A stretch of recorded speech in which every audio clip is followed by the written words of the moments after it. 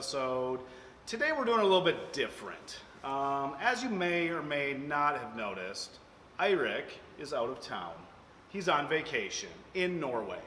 That's south of Iowa. They will notice that he's gone when I have to splice all this together in Movie Maker. One shot. Well, you've already seen our previous experience with this. Just to give you an update, Eirik was out. We missed an episode last week. Eirik and I went down to Cartersville, Georgia, and I think you guys saw one of our last episodes was doing the factory tour. Got some great footage to follow up from demo days with Komatsu and some other things, and those episodes are going to come out at the end of this week. Okay, so we thought... I compiled a list.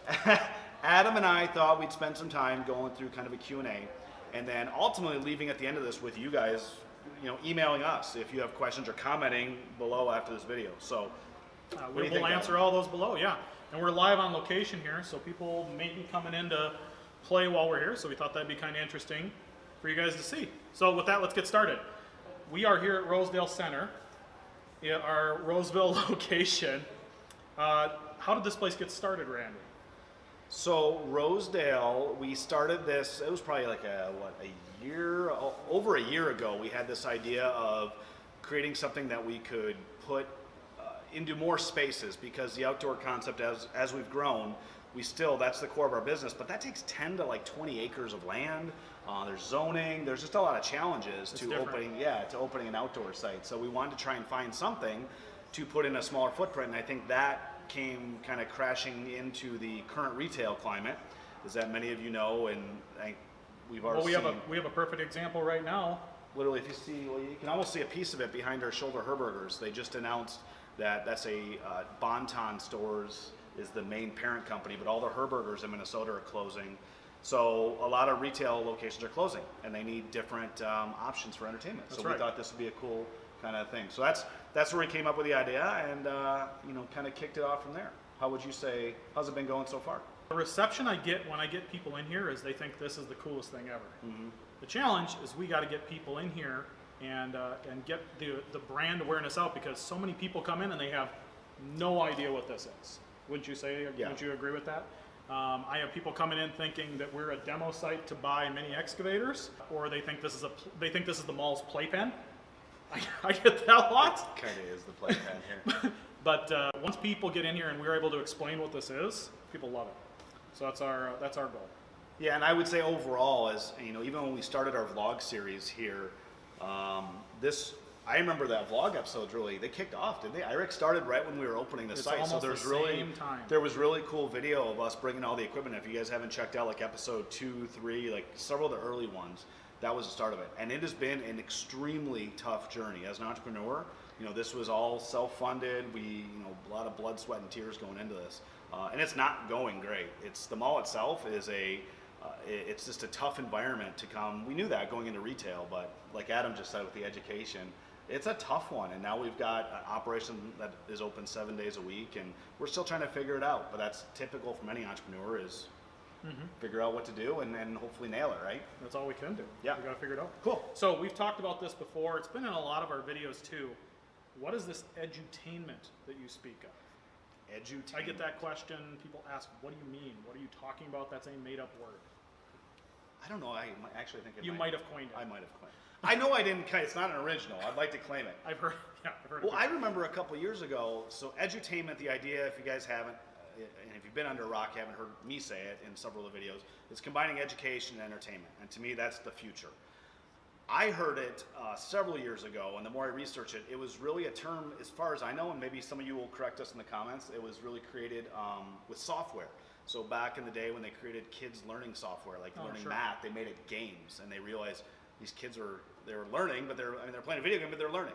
And I think what we tried to do is use this in a real application, real life environment, is how can you build something that's fun, but you're also learning. So I think of I'm trying to think what's a big attraction, like Dave & Buster's almost, or some of those big places where you go in and you're shooting zombies and stuff. Like, I don't want to take my 9-year-old to go shoot zombies.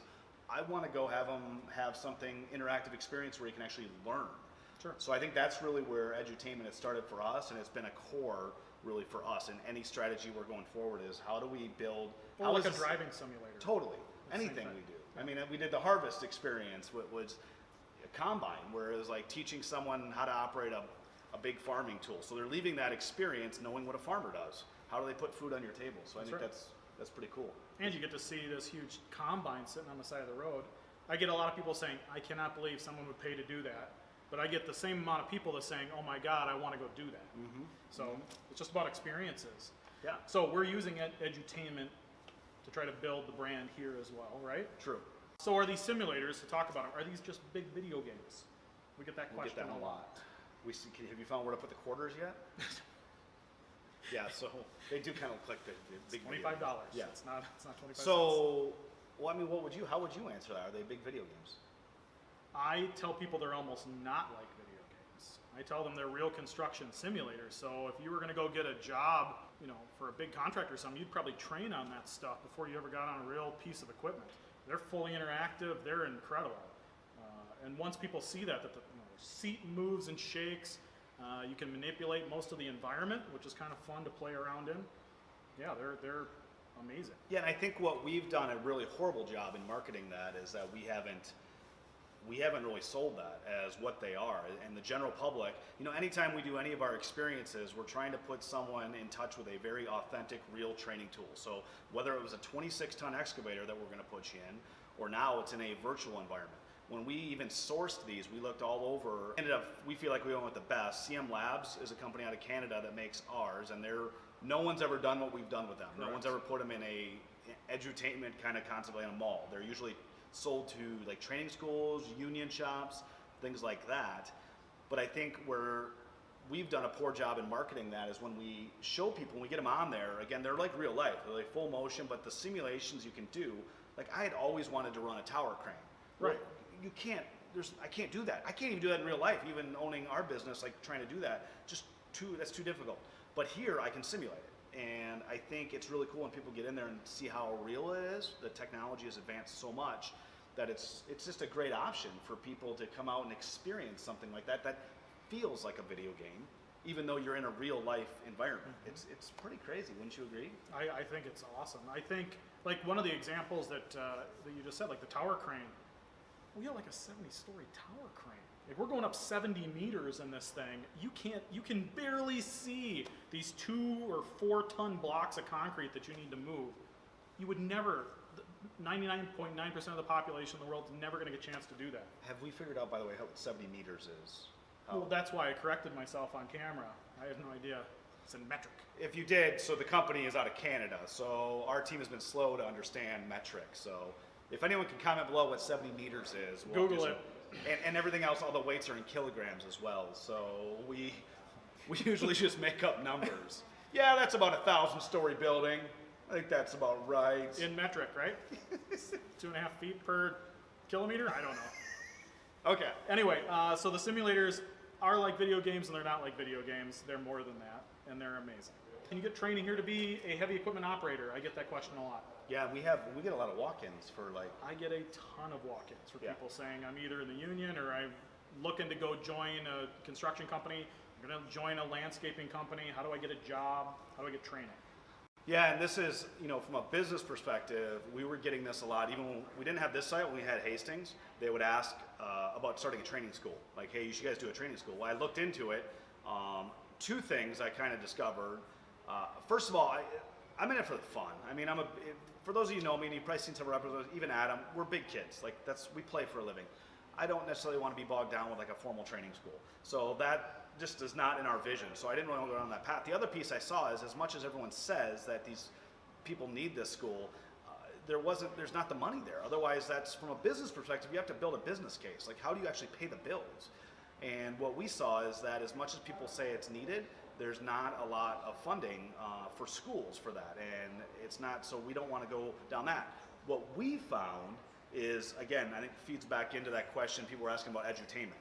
We're trying to put our heads on how can we mold those to do both. And that's where we kind of landed on, hey, all we want to do is inspire and educate the next generation. Like, I don't want to be a formal training school. We don't want to sign a certificate that says you're a certified operator.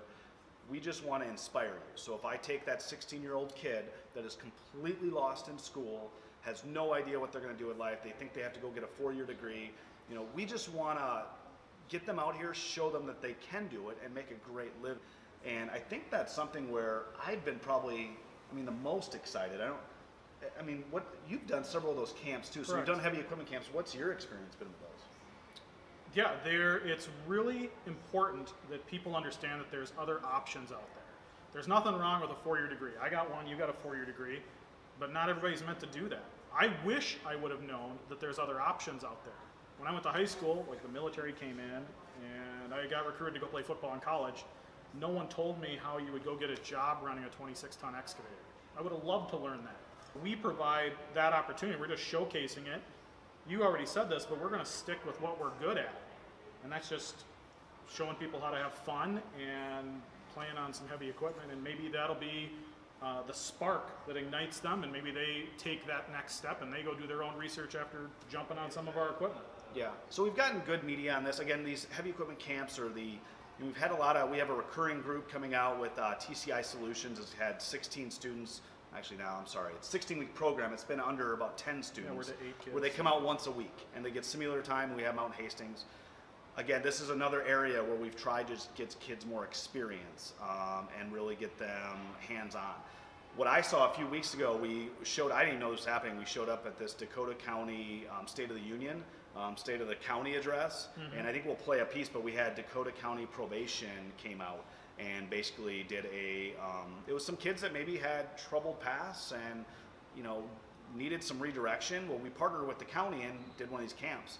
And the county was impressed, the kids had a good experience with it. So we'll play that video now and you guys can kind of see what that, how their experience was. The Career Success Program is an example of how we help residents reach their full potential. The program is a collaboration of staff from 3 areas of the county who realized they were duplicating efforts and overlooking opportunities because they were working independently. By joining together, they are helping youth with high risk of unemployment, who are not finishing high school, or have mental health or chemical dependency program issues. They've created a program in which the youth learn basic job preparation skills and explore specific jobs. And we have a short video we'd like to show you on the features of this program. To you, they sound like any other construction site. But to us, that's the sound of a teenage life changing course. In some way or another, they've come through our system and they're still part of our programming. Tim Morgan is a program coordinator in juvenile corrections. But these days, he's also a vital part of our Career Success program. It's a program really to take kids who are interested in specific types of careers and move them through beyond just the tour to possibly linking them in with resources to actually get them into the career. If you haven't heard of the Career Success program, that's probably because it's relatively new. We started it about 18 months ago as a Dakota County partnership among Juvenile Corrections, Children and Family Services, and the Workforce Center, supported by the Dakota Scott Youth Council. And so far, we've helped close to 90 kids. Here's how it works. Our probation and social services teams identify teenagers that might benefit from a little extra career help. Some of the kids are on probation, others are not. We then take them on field trips to get a behind-the-scenes look at various careers and introduce them to industry experts. We're going to be running 2 26-ton excavators, 2 large bulldozers.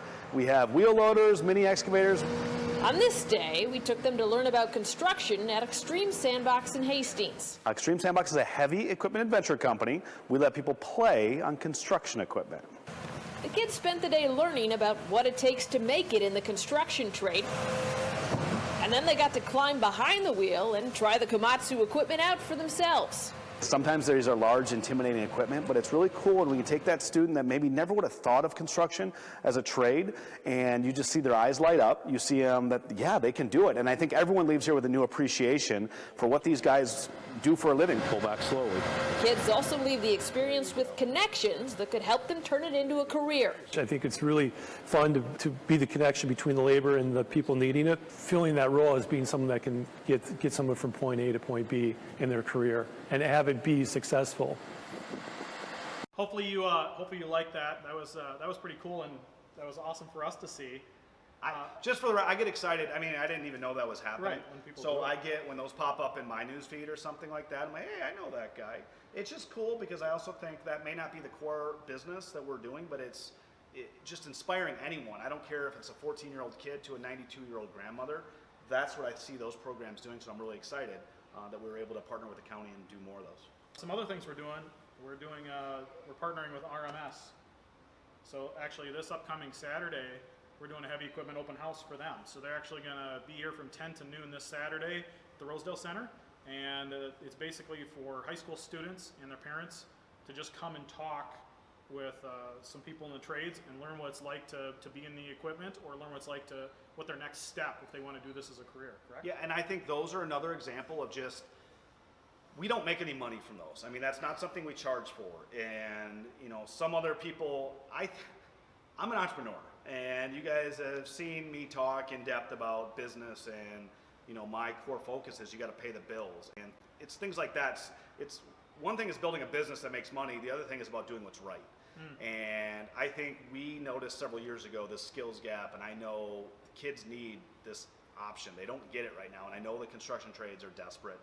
So this is a good example of us putting together these events with, you know, ever since Komatsu came on board. Komatsu's our official equipment sponsor. They've just been amazing partners to work with. And we found this is one way we can work with the local dealers, because they're desperate to recruit diesel technicians. Quality talent. Well, and honestly, you know, diesel technicians, operators, you know, as much as the Komatsu dealer may not hire an operator, if their customers do. And so it's been a great way to really try and get, like Adam said, even quality over quantity is what thing we'll often say is, you know, getting kids excited while they're younger. And maybe it pans out, maybe it doesn't. Sometimes it's just as valuable, I think, we had that. We had one of the students came out of the program, and to me, I think that's sometimes a good thing.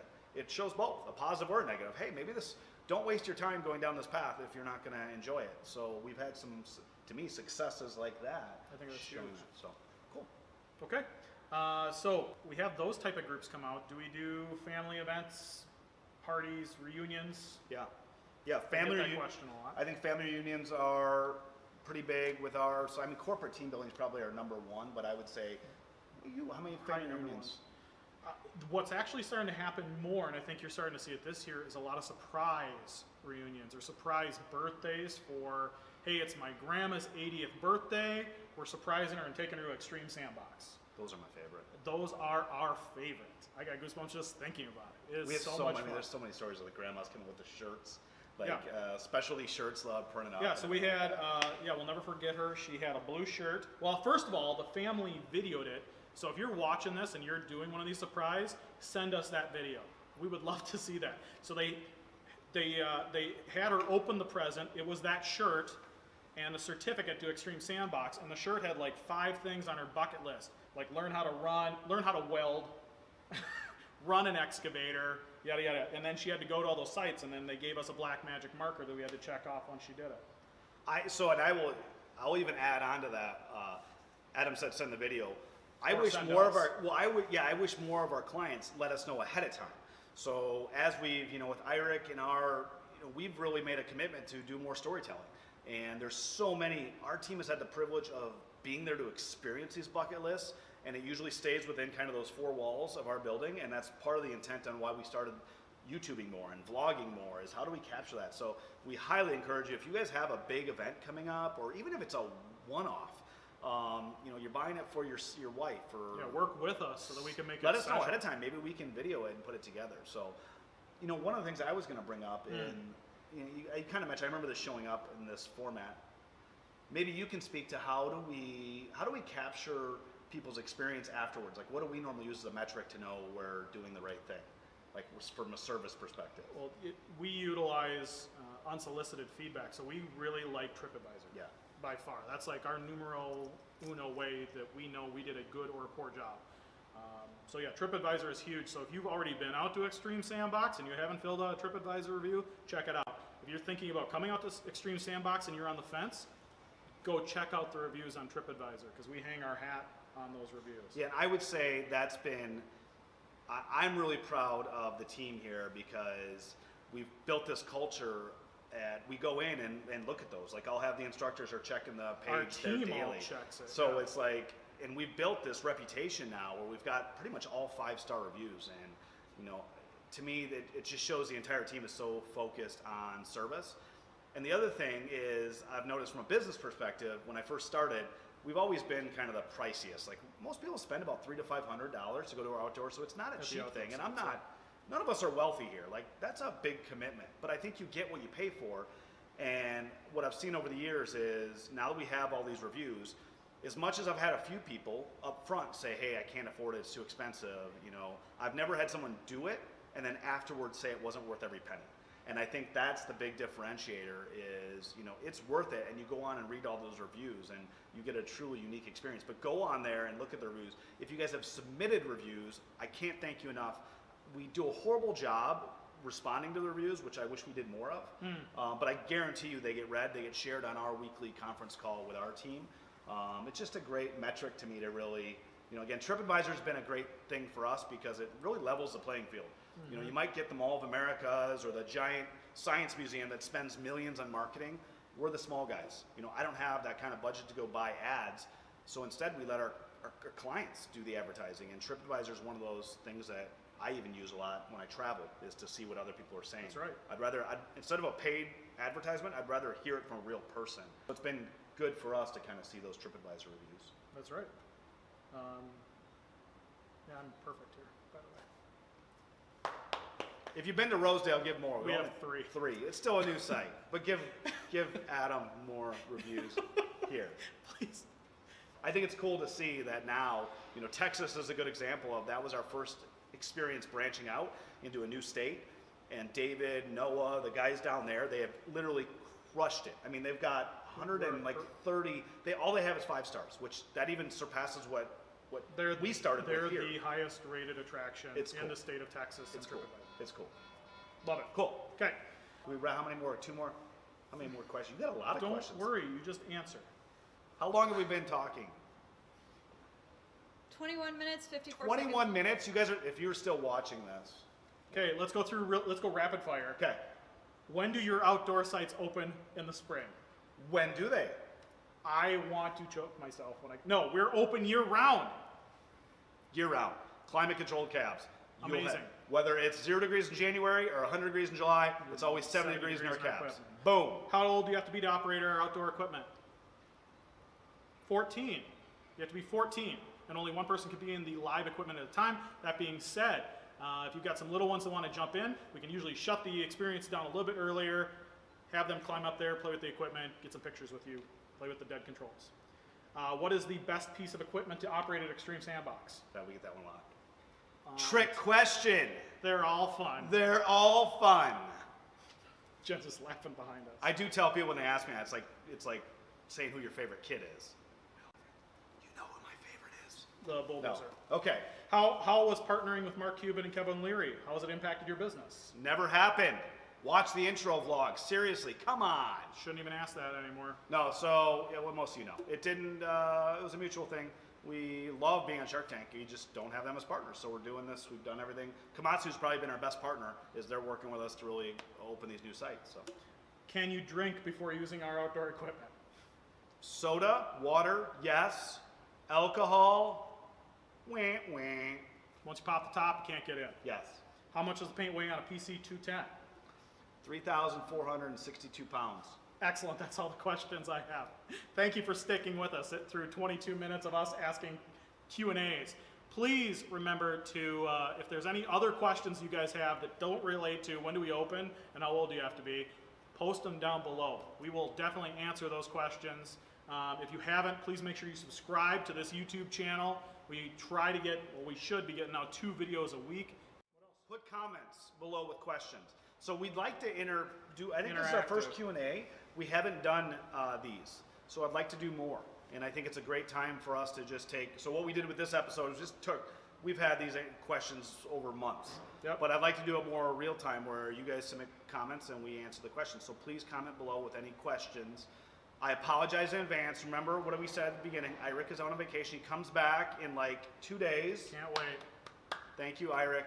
He's in Norway. But if the lighting's bad in this, if the sound's bad, if whatever he does in Movie Maker to not make this look good, yeah, don't give me any crap. please You send do this hate in mail Movie Maker. to Adam.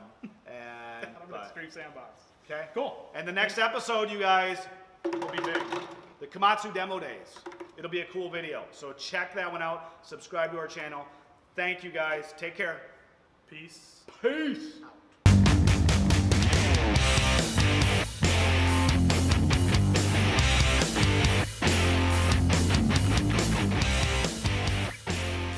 Let's just stand here awkwardly now and just stare. Are you still? This helps the YouTube algorithm. Are you guys still watching this? Seriously, you were supposed to shut it off now. Sarah, what are you guys still watching? Why are you still watching? There's no Why are point you still for watching? comment. Why are you still watching? Thank you. You should be typing a comment. Are you typing a comment right now? Maybe they are. We'll just be ASMR in the background. We're just gonna sit here and watch you. You better be typing a comment. Please type a comment. Please help us. What is Adam's favorite food? What looks better, black or gray shirt? Who wore it better today? Seriously, we're not going anywhere.